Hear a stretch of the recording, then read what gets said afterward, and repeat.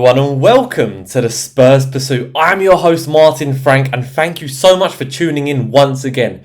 Before we start the video, I want you to have a look around the screen and let me know if you think this is impressive what I've created, because I'm so proud of what I've made. And of course we are out of the Champions League and I can't actually use the motto any longer. So if you have any ideas about a Premier League motto that I could use, let me also know down in the comments. And please rate this setup, rate this graphics design 1 out of 10. I spend so much time doing it, so of course there is an element of bias by myself, but you have to admit it looks quite impressive, doesn't it? Right, let's get into the video itself. And before we do so, I've reached 30 subscribers. Still probably 1/3 of them are family members, but still, every single one of you who has left a subscribe to this channel, I appreciate every one of you. Thank you so much for, having the time and pressing subscribe on the button. If you haven't done so already, please do so. Any like is so much appreciated as well, and any comments are appreciated as well. I really, really like any engagement with all of you guys. So, on this channel, the first time ever Tottenham Hotspur have won in 90 minutes. And of course it meant nothing because we have lost on aggregate 7-5 to Atletico Madrid, with the damage being done last week in Spain's capital, where Tottenham Hotspur found themselves 4-0 behind in the first 21 minutes. So looking back at it now, the way we've pulled it back is quite impressive, and I think a lot of the fight will be used to fuel the beginning of the game against Nottingham Forest on Sunday, which is arguably the largest game in modern history of Tottenham Hotspur. And I do repeat myself every single week now speaking about it, but hey, there is no other option to do so. So we had entered this fixture trying to build on something from last Sunday, where we had drawn to Liverpool 1-0 at Anfield, and it was still very impressive signs. And to be fair, we were looking to build on our 24-game unbeaten run in European competitions at home that started in 2021. So that's Champions League twice, Europa League once, and Conference League once. 4 different competitions, and we are still going unbeaten. Now, yesterday, of course, with the result being 3-2 to Tottenham Hotspur, we extend that to 25 games unbeaten at home, which is so ironic because at home in the Premier League, we are by far the worst side in the division, which is crazy to think that 2 separate competitions, and in one you so dominate at home, and in the other you cannot even string a win. We do not have a single calendar win at home at our ground, and that is absolutely insane. Now, there was an element of pressure taken off because, of course, Tottenham Hotspur had entered yesterday's game with a 3-goal deficit. As we all know, last week in the first leg we had lost 5-2, meaning certain players were allowed to maybe express themselves and play with certain freedom, but also showing that fight and desire to show the fans, show maybe themselves that they are still in it and trying to fight for Tottenham Hotspur to remain in the Premier League. Now, a very interesting surprise arose with Kevin Danso being benched for Radu Dragusin, which had left a lot of eyes turning. And a lot of people were very critical of Igor Tudor. We will get to that in a separate stage of this video. But it definitely struck my eye because I was not expecting Radu Dragusin to start in the back 3. And I'm still kind of baffled to why Igor Tudor had decided to do so. Not as a criticism of Radu Dragusin, I think he had a very good game. But I think it's the most ideal back 3 if we do want to play a 5-2-3 system under Igor Tudor, is with having Kevin Danso next to Christian Romero. And to have Radu Dragusin there, it felt like with this free hit of a game we were sort of not focusing or not focused on building forward with Kevin Danso partnered up with Christian Romero and Mickey van der Ven at the back. So that was quite interesting. Dominic Solanke was not even on the bench with a minor injury. And we found Conor Gallagher, Lucas Bergvall and Destiny Udogie return to the bench. Obviously, Conor Gallagher had only missed 1 game. Interestingly, he had never missed a game of football before joining Tottenham Hotspur. So this was his first ever game that he has missed, bar suspension. And Destiny Udogie and Lucas Bergwall both returned after 2 months. So again, something positive. But Igor Tudor did allude to that they were always going to only play maybe 20 minutes maximum. So he had actually had only Kevin Danso as a senior player on the bench. So crazy times at Spurs continued. But the game started, and it started very positively with Tottenham Hotspur actually dominating the first half for the majority of it, being rewarded with a very, very good cross by Matisse Tel to find Colin Wan in acres of space to make it 1-0. And maybe a few minutes later, I think 5 minutes later, Matisse Tel should have squared it in for Archie Gray. Instead, he decided to shoot. Had another shot again after maybe 3 or 4 minutes, and he could have doubled the lead. Wasn't to be. And suddenly Atletico Madrid started to mount the pressure at the end of the first half. So we were quite lucky to enter the break just 1-0 up. But on the other hand, we were also unlucky to not be 2-0 up, because that performance in the first half deserved that. So obviously we tried to build into the second half from the first half and double the lead. Wasn't to be, because it was a nightmare start into the second half. With in the first few minutes, Xavi Simons is barged off the ball by the going to be goal scorer Julian Alvarez, and Atletico Madrid run with very sharp and fast counter attack, and Julian Alvarez makes it 1-1, killing any hope that Tottenham Hotspur fans had to try and equal the 3-goal deficit. But credit where credit is due, and Archie Gray and Xavi Simons had a fantastic game, the pair of them. I think Archie Gray to a certain extent had a better game than Xavi Simons if we're looking at both halves, and they continue with their aggression, with their desire to win the ball back, doing so in the middle of the pitch, and with just 2 passes, Xavi Simons with a second touch found a beautifully placed effort, find the back of the net, curling it from the edge of the area, beating Musso and finding the bottom right-hand corner. Tottenham Hotspur back in the lead, and we continue to huff and puff, but there were certain spells where Atletico Madrid showed their quality, showed their experience and maturity, and they were rewarded with a goal 2-2 by my fellow Slovakian David Hansko, who put Atletico Madrid back in the lead after poor defending by Jed Spence and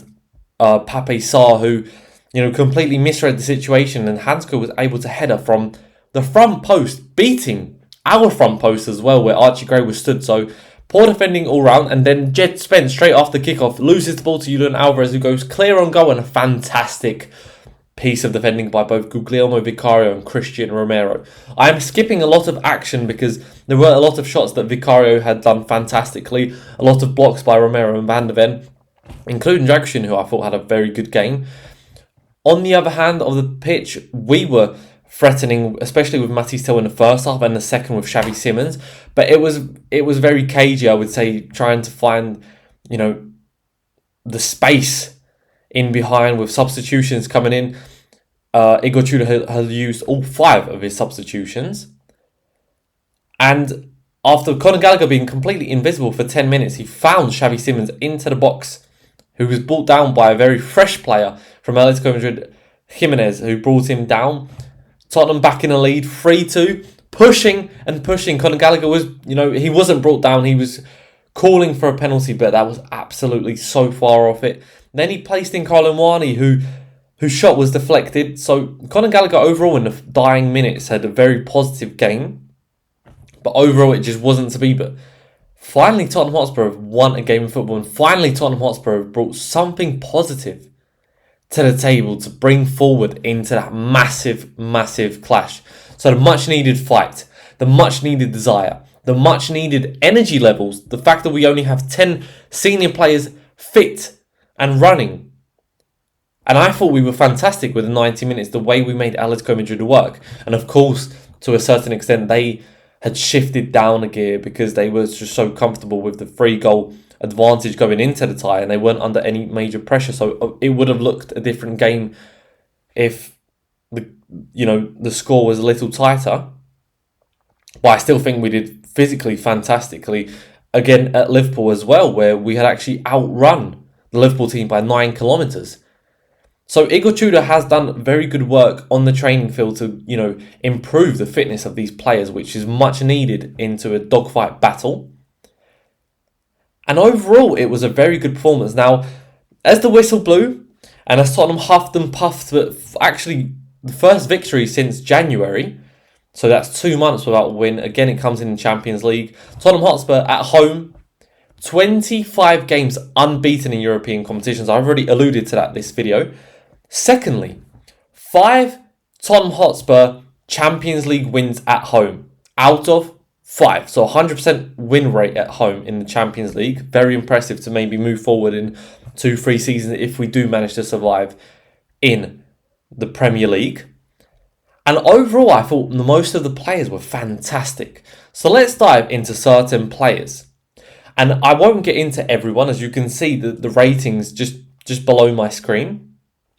They're obviously spinning around. I do just want to mention a few players who I thought had maybe impressed or deserve a few comments. And first up is Guglielmo Vicario. So in the first half, he was having a field day for the maybe first 30, 40 minutes, and then was forced into a light, save by Ademola Lookman, which didn't trouble him, and then an insane reflex stop as Diego Simeone, yes? Well, his child, Guglielmo, I can't pronounce his name, but Simeone, the right wing back, had a deflected shot hitting Romero, and it was forced Guglielmo Vicario to make a fantastic save. And in the second half, he actually denied Atletico Madrid 2 clear-cut goals, stopping Julian Alvarez's free kick, something we would have maybe begged for against Liverpool on the weekend. This was a much better stop and a much better free kick than Dominic Szoboszlai's, where Alvarez has curled one from a larger distance. It was about 30 yards out, going into the top corner, and a fantastic not reflex stop, but fantastic agility by Guglielmo Vicario to reach the goal and deny Atletico Madrid a goal to put them in front, actually. Or to put them level, because they scored from the corner straight after. And then there was another massive opportunity by Alvarez, which was also saved by Vicario. So overall, Vicario had a very positive game. I thought his kicking was okay. We can't really expect too much magic from Vicario and his kicking ability, shall we say. But this was one of his best performances, and it's a very positive one. I was maybe thinking Igor Tudor might play Anthony Kinski with a game off, but obviously I don't think Anthony Kinski will play this season. And Vicario, with what happened with Anthony Kinski, has maybe got the fans realising, okay, there is no better choice until the end of the season in goal, and we have to get behind the Italian. And it feels like also there is a sort of element of pressure lifted off of Guglielmo Vicario himself, because he's put in much better performances. So Vicario, overall, I gave him a 7, as you can see down below. And he's been, good against Liverpool as well, because he did make a fantastic save to deny Cody Gakpo. So there are some positives to build from, definitely. Now, another player that I want to mention is Radu Dragusin. Now, I only gave him a 6, but overall he was okay. He was good defensively, I have to say. I think Ademola Lookman was getting frustrated as the game went on, because maybe he saw the team sheet of, okay, I'm against Radu Dragusin today, who's been, poor. Opposition do look at who they're playing up against, and I think Ademola Lookman was expecting a much easier game than what he got from Radu Dragusin. So fair play to Dragusin. Again, on the ball, he let us down on many occasions, but with the ball, he was quite impressive. So fair play, Radu Dragusin. Next up, I want to mention Mathys Tel. It's a weird one, because I'm going to be perfectly honest. First half, he was by far the best player on the field and deserved at least a goal. Got an assist as well. He was constantly causing Molina and Lenormand problems down that left-hand side. He was fantastic. Always brave, going at the defence, but wasn't to be rewarded with a goal. And I think he should have squared that to Archie Gray, as I've already alluded to. That would have been 2 assists for him. So very active performance by Mathys Tel. He's really showing the fight and desire, and he really wants to cement his place in the starting 11. But unfortunately, the second half was a different story, and the young Frenchman was completely invisible, I would say. He was substituted in the 81st minute, and in the second half, he didn't really do too much. Not that it was completely his fault. It felt like Igor Tudor had made him play a little more central. It felt like Tottenham Hotspur were breaking Atletico Madrid down in the first half, down the wings, especially Mathys Tel's side. And in the second half, it felt like we were trying to play through the middle of Atletico Madrid. And that's where Matisse Tel sort of lost his spark. So, mentioning him in the second half, he completely died away, which is why I've given him a 6. Other than that, I would have given him at least a 7 or 8. But just second half, it wasn't his game at all. And now the two standout performers. So Xavi Simons is the first one I want to speak about. Man of the match performance for him in the second half. The first half was okay. I thought he was, our best ball carrier in the second half, most definitely. But in the first as well. And he scored a phenomenal goal to make it 2-1 for Tottenham. 5 minutes earlier, he was barged off the ball, which Igor Tudor post-match claimed that should have been a foul. I don't necessarily believe that should have been a foul. I don't think it's a foul. I don't think it's harsh in any way, shape or form. He's been barged off the ball. He hasn't been barged into the back, which would have definitely been a foul. He's been barged. And he loses his balance. And fair play that he bounced off of that. Because 5 minutes later, as I've already alluded to, fantastic cold effort to find the back of net. He also found Pedro Porro and set him clear on goal, which Pedro Porro didn't use. So overall, very positive. Xavi Simons then wins a penalty in the dying minutes. So 2 goals for him. Could have had an assist as well. Impressive performance. I don't think we can necessarily argue that he didn't deserve the man of the match, because the second player we will speak about is, of course, who else but Archie Gray, who has been carrying Tottenham Hotspur's midfield for the last 2 games. Pap Sarr deserves his flowers as well. I thought he was fantastic, apart from maybe 5 or 6 misplaced passes that shouldn't have been misplaced passes. But let's speak about Archie Gray, the 20-year-old Englishman who in the last 2 games has extremely stepped up and has showed his potential, has shown something Lucas Berger was showing last season when he was breaking through into the team in that December period of 2024. Archie Gray today was outstanding, regaining possession, passing the ball around really well, and remaining calm throughout. So there you go. This, Archie Gray, are your flowers, my boy. You was absolutely fantastic. Showed increased maturity, and the same was done against Liverpool at Anfield as well. For his age, that was such a good performance. So Archie Gray, by many fans, has been speculated as deserved of man of the match, but you have to look at Xavi Simons and the way he stepped up. 2 goals in that game in the second half, and with the confidence growing, I think Xavi Simons should also, maybe threatens Matisse Tel's position going into that Nottingham Forest game, which is absolutely huge to pick the correct lineup, but also have that sort of, magic spark come off the bench in the 60th minute. Archie Gray, phenomenal. This has shown why he can become one of the best players going forward. I really, really do.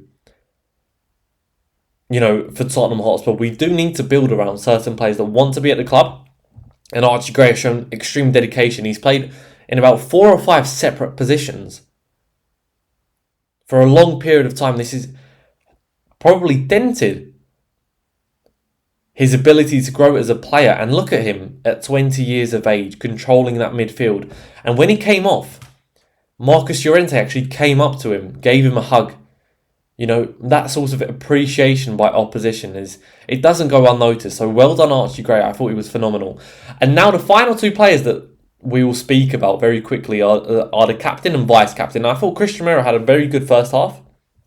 And in the second half, after Alexander Sørloth replaced Ademola Lookman, I think it wasn't a very good performance by Romero after that. He was very rash. And that was, of course, dealing with the time on the clock as well, trying to make a change. But I don't think that was one of his best performances. And although he made 2 decisive clearances and blocks, Christian Romero was trying a bit too hard. But again, you can build from that. You can see that there is quality there. And he has made post-match comments about he remains dedicated to Tottenham Hotspur. And in summer we'll see. And I do believe Christian Romero will be exiting Tottenham Hotspur in the summer. And I do believe his destination will be Atletico Madrid. So that's quite interesting to speak about. And next up is Mickey van der Ven, who, before the game, was part of the press conference with Igor Tudor and had commented on Jay Harris's The Athletic article reporting one player has made it publicly clear to his teammates that he wants to leave the club in the summer. And many fans speculated this was actually about Mickey van der Ven, and he shut that down. And he shut it down with a very good performance, because I thought he remained very positive and very composed and also focused throughout the game, which shows that a level of dedication there. So I think he's put that conversation to bed. So a very good performance from Mickey van der Ven overall. Which brings me to those press conferences that I wanted to quickly speak about. And Van der Ven has, explained that red card that, it was actually his first red card in his career. Let's make that clear as well. And that he did sort of just apologise to his teammates and nothing more. I mean, what else can you say to the media, to be honest? That can be such a spark going forward, because him and Christian Romero, the fact that they've sabotaged so many games, they can maybe show that they want to change the situation around at Tottenham Hotspur. So we have to build on that. We have to build on them two trying to change the situation at Spurs right now.